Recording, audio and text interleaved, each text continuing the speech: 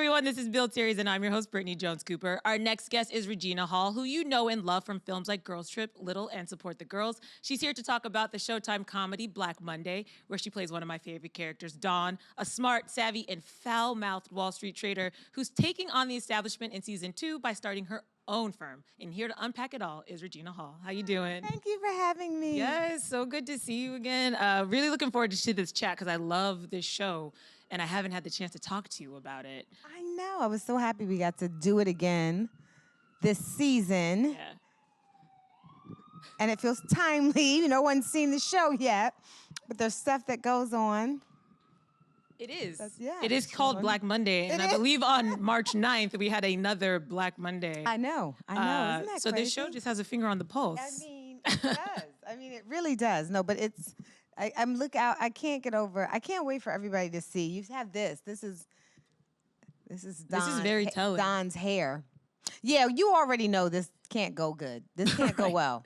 Well, I was really caught up on that Dawn's hair. Yeah, that's who I'm talking about. I thought you meant this Dawn. No, that Dawn. Don Cheadle. They have a composite, like a warrant photo of him that somebody drew in the second season, and I had to freeze frame it because it was so ridiculous. And he gets another hairstyle too that I can't wait for people to see. No, he definitely. Did you make fun of him when you first saw him in this relaxed? Oh my goodness! Perm? Yeah. Well, the great thing is we get to make fun of him the entire show about his hair. I mean, we as the characters are like, what's going on, Mo? James. So where do we pick up in season 2? So Mo is on the run. Yes. With with Keith in Miami. I was about to say with Paul. And Andrew and I, Blair and I, are running the TBD group. Yes. And I have to say, Dawn comes out the gate real hot. I mean, can we talk about just her first scene where she's welcoming her new staff, wearing her red power suit. Yeah, new hair. New hair. But that monologue that you get to give is just so great and powerful. So can you just, what was the first time you read that on the script? What was your intention when what did you want to bring to life in that scene? Because it's such a dynamic scene. Well, it was really great because, it was that scene where I felt like it was, you get to see that Dawn is taking over. Yeah. And it's a office full of ladies minus who, Yasser and Wayne, Horatio and Yasser. And I wanted women to feel fired up about where we were heading so that at the top of the season, you felt like, ooh, I mean, obviously, things are going to happen. But yeah, it was that idea of how can we feel still like a woman, but powerful. Yeah. And she really gets to kind of verbalize her accomplishments in that scene, which I love. She was like, I'm a Black woman with my own firm in the 80s. Come on. Wall Street. Yeah, you can't. Right. That's impossible. And then that one last sentence where she gets to punctuate. I know. I almost said it, and then I was like, I'll let the viewers enjoy it. Yeah, no. I was happy the writers wrote that in. Yeah. It is. She's so powerful. I just love Dawn because her arc has just been. What is that like for you to play? Because she really is a very different character than who we first met. Yeah. And you see her kind of coming into her power and her own. Oh yeah, that's why the bows had to go this year. Right. I was like, wait, Dawn is in charge now. She can't wear the bows anymore. Big bow on her head. Nah, that's not gonna fly. Oh, I know. My mother called me when she first saw that bow. She said, "Baby, who put that bow on your head?" But yeah, no, I think it's about seeing the evolution of all of them and, where we're going to see them end up at the end of this season. Yeah. As a very modern woman yourself, what is it like for you to read how she's talking about the glass ceiling is gone and we've come so far? And this was in 1987. I know. We know how sad, the battles we're still fighting. It was a little sad to me when I was they're cheering and we're talking about how they're about to shatter the glass ceiling, and it's oh, it's not glass. Is that bulletproof glass? Yeah. It hasn't been shattered, and especially this year with everything that has been happening, and we've had movements, and I definitely know that voice is there, but it's crazy that since the 80s, I mean that's a lot of time. It would be interesting to see what Dawn would be like now, because she was already so dynamic in the 80s. It's that's 31 years ago, and still, because it's 89. Oh, 89 now. Sorry. Yeah. Yeah. Yeah. We've gone to 80. Well, it's technically the end of 88, Okay. and the season goes into 89. So, yes. Let's talk about Dawn and Mo because at the end of season 1, she screwed him, basically. Yeah. And Well, yeah. he screwed her very many times. Yes. But she had the ultimate on top moment. Yes. Where do we pick up with them? What can you tell us? You know, it's such a sad thing because there's so much love there in history. But we do see a lot of what happened before then. We see a lot of flashbacks into Mo and Dawn. And, you know, there's still some possibility, maybe. Yeah, I personally love them as a will they, won't they, because I genuinely don't know Right.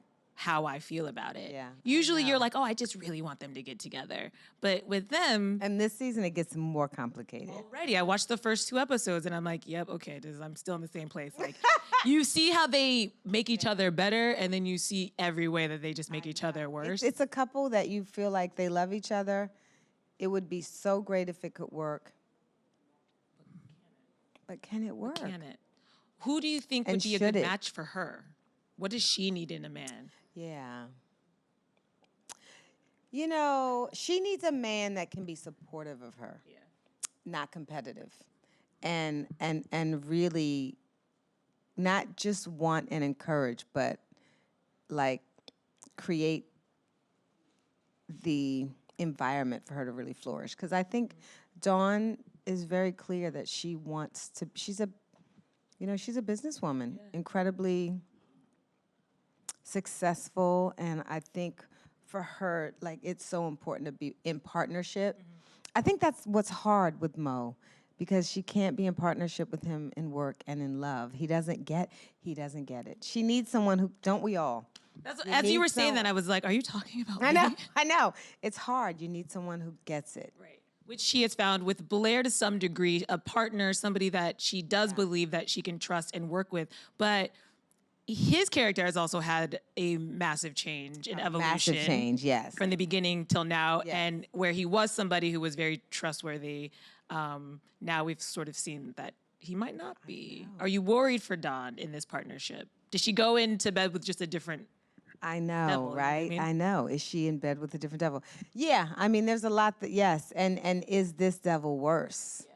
You know, that's the question that you ask, that that Dawn doesn't, and well, and it's also hard because, she's still the black woman not getting any credit.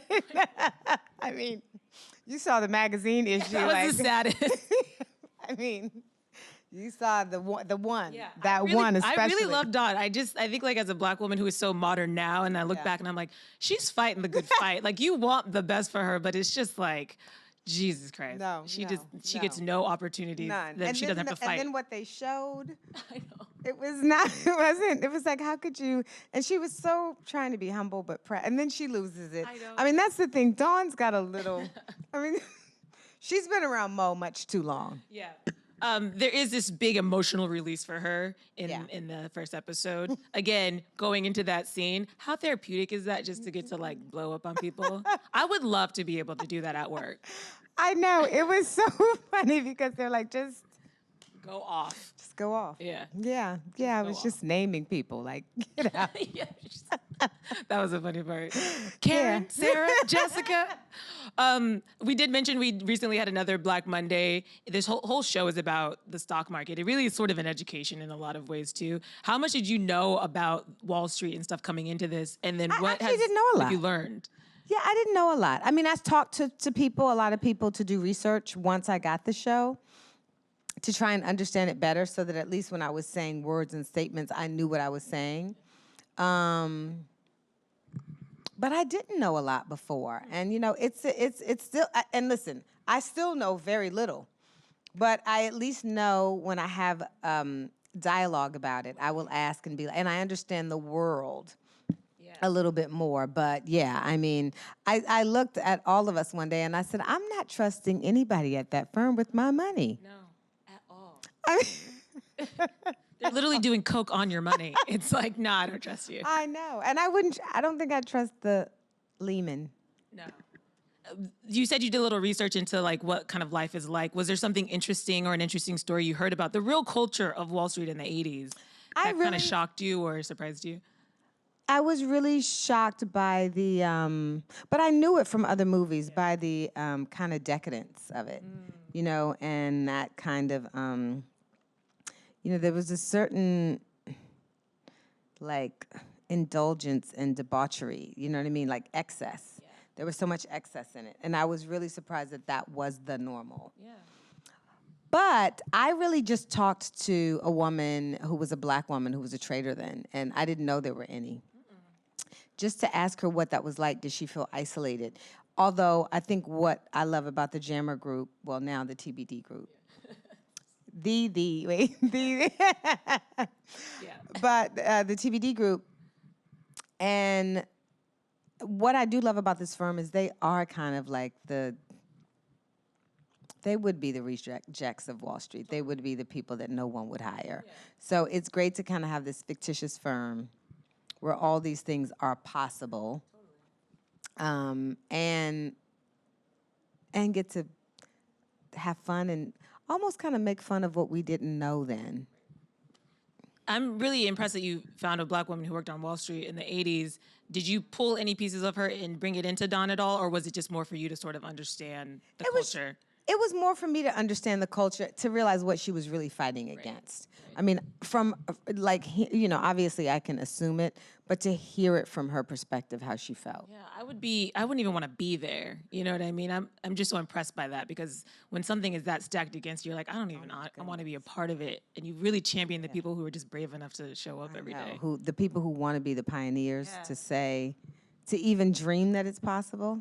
Yeah. And to take it. I mean, and this show makes such light of like the language and, but I'm sure in real life that would be really hard to deal with. Well, Maybe, you know? I think you probably get a little bit desensitized. I think, you know, the one thing that I really liked is that they didn't make Dawn the prude on the show. Like, fellas, don't say that. And I think a lot of times when they have a woman there, they always make her be the one who's a little more the caretaker, or the nurturer, the one who's like, but she's as bad and as good as the guys. And I think that's why, but it's so ingrained that even last season when I had to do that to Mo, I was like, but would I really do that? And they're like, yes, Dawn would do that. She is the smartest one in the room and the most ambitious one in the room. And and I feel like sometimes, so often, we're always slightly apologetic for being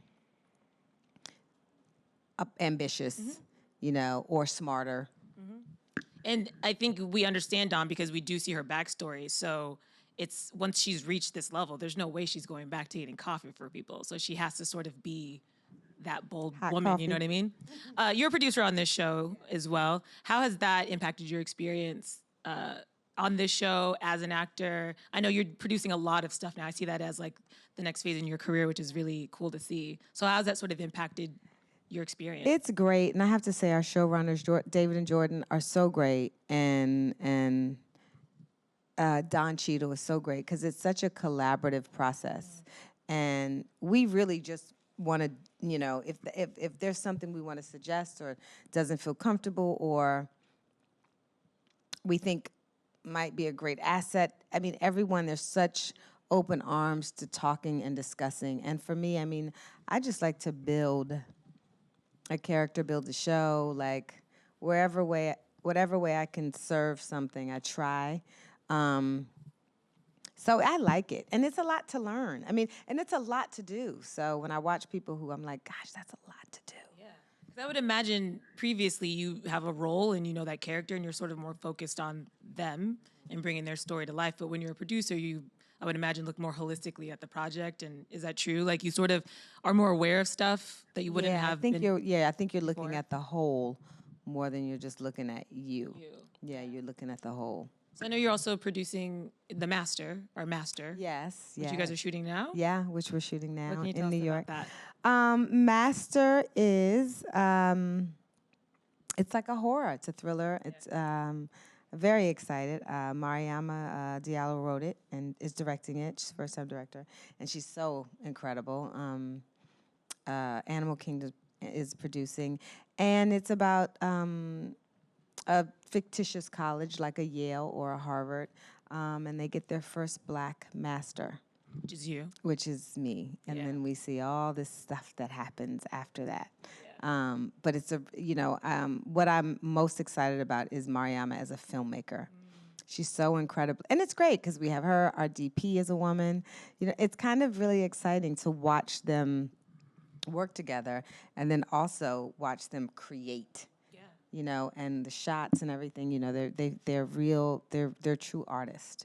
And you're an EP on this project, so did you help with casting, or what was that? Yeah, I had input. Yeah. I mean, they were pretty great, but I mean, yeah, I looked at, they were incredibly inclusive, and, we had, involvement in casting. I did to watch them, and I think they have an amazing cast. I asked because I looked at the cast, and I was very excited about it.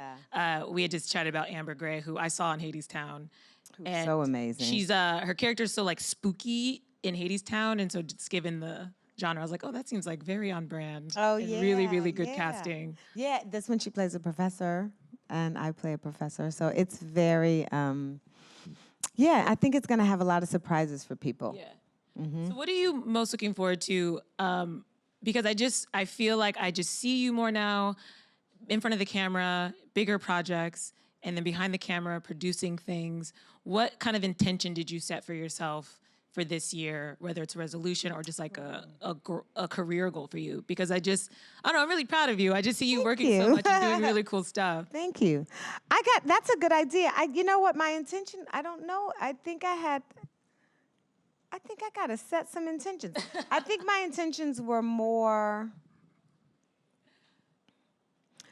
personal per se. But as far as work, it's really exciting. One of the things I said I want to do is write more. So I have something that we wrote, and we've partnered with someone, my neighbor who is a writer. We partnered on, and we wrote something, and we're about to, we pitched it and we partnered, and we're going out with that. That's exciting to just be able to, it's a lot. It's to be able to start with something from the ground up. So that's good. It's a series. Have you ever written before? Are you a writer? Or is this Well, I something guess that I am now. I had written before, but this is the first time that it's gone this far. But yeah, I do. Yeah, I always used to write before. So when I wasn't working, I was always doing something, and I wasn't having to call my agent and be like, well, what's going on? So I always would write. Yeah. What kind of stuff? I like asking writers, like, what kind of stuff are you into, or is it a process that is fun for you, or is it difficult to sort of get the words down? This one is an hour drama. The other things have been half hour, like comedies and stuff. I love writing with someone, like being able to sit with someone for hours and write. To me, it's like so much fun. It's tiring, but it's so much fun. So like, if I have someone and we are like, not even that we think the same, because sometimes you're like, no, I think we should, but just being able to take ideas and like elevate them. I have something and then she's like, oh, we should do this. And you're like, oh yeah, that's even better. Like it's almost like you leave your traditional way of thinking and you just start being like, that's great. And sometimes you're like, this is so good. You read it a year later and you're like, it sucked. But in the moment, it's fun because it's creative. Yeah, and that's where writing is such a process, Yeah, because it's such a process. You can always go back and make it better, no matter how good a writer you think you are. And that distance is sometimes a really good opportunity to really see. Yeah. That's why writing is such a mind game. Absolutely. There's really no You way. write? I do. This is why I'm Oh, like I asking, love because it's it. like it's such a therapeutic and fun thing, but it can also be very stressful. And what do you write? I've written a couple things, like a 30-minute sitcom. Oh, I sort love of it. thing, Right. yeah. And did you do it alone or did you write with Alone, someone? yeah. Oh, wow. But it's okay. also like my story. So it was more of just like a fun Yes. exercise, not that I'm like It's- going to pitch it yeah. anywhere. But It who sort of is- knows? Yeah. Because I think it's those kind of stories that people want to see. It's like they're really real. And even though it's your story, how many people have had that story in some way can connect to it and laugh at themselves while, you know what I mean, having your story. Have you ever written a character that's sort of based on you or an experience you've had? Probably experiences that I've had, yeah. But, usually I try to make them a little I'm sure everything has pieces of you, but I've never had one that's been based on me.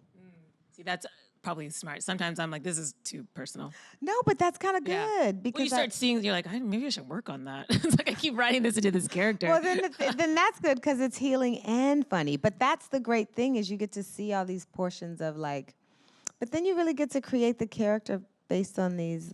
But see, I like flawed characters. Yeah. Like, what good is it if it's not flawed? And especially in a comedy. So the fact that you get to. Yeah. So you write in your downtime. What else do you do in your downtime? How do you like Eat too much. What is your self-care routine? Because your skin is glowing. Oh, thank you. I do drink a lot of water. So important. I know, you know the water. It's so basic, right? And then it's like the hardest thing to do. It is hard to do, but you gotta hydrate. I mean, it feels like because you're born and you're mostly water, and then every year you get older, you are less water. I think by the time you die, you're like half the water. So I try to, I drown myself if I That's could. it. That's all. That's what I'm. All right. Drink water. Drink more water. Drink water. But just think that's kind of, It's the only thing that matters. Yeah. I mean, you can live off water for how long? Like there's like you can have no food. Is it 30 days or am I just thinking of Jesus? Is it really 30 days? I can't remember. 30 days seems long, but I don't. You know. can survive 30 days with water. Yeah, that would. But without water, I think you don't have long. It's days. Yeah, it's like days. All right, we're gonna research. So this it's like technically more important than food.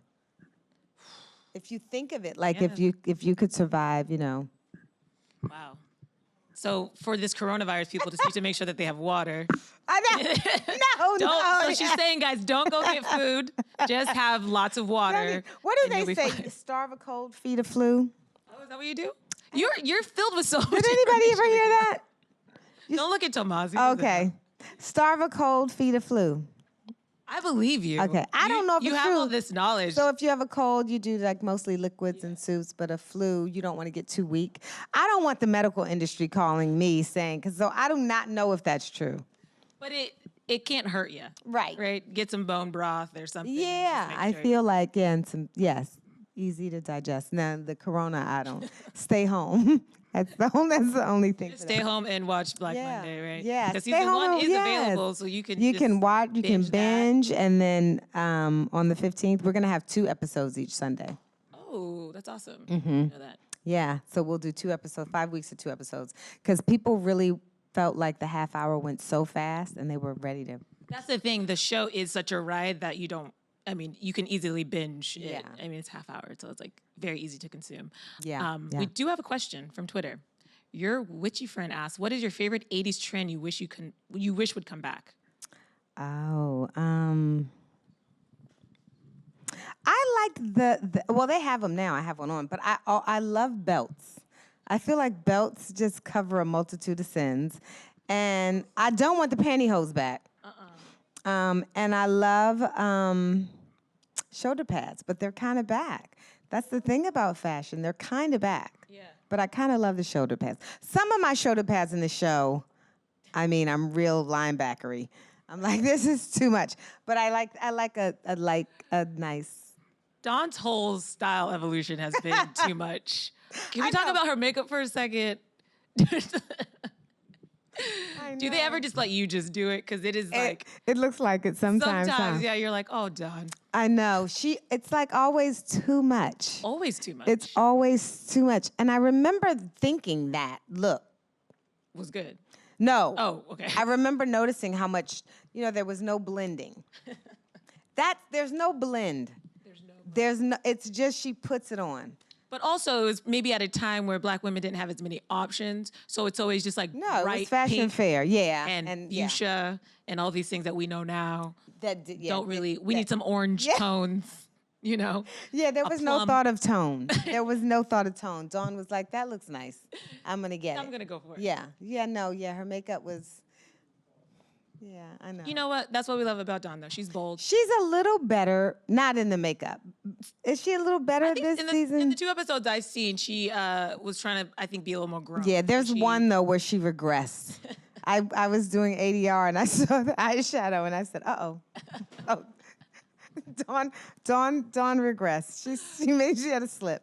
Well, she always keeps it interesting. Yeah. You always keep it interesting. Thank you for joining us today. Oh, thank you for having Braving me. all the elements to be here. I always love chatting with you. And thank you for risking your life to have me. For you only. I'm going home. I'm going to quarantine after this. All So right, this was all it. right. This is was it. I'm doing the same thing. We all have to. That's right. But I'm happy, you guys. Like I said, you can watch season 1 of Black Monday on Showtime. Go and binge it. And then it premieres on March 15th on Showtime. So make sure you check it out. Regina, thank you for joining us. Thank you.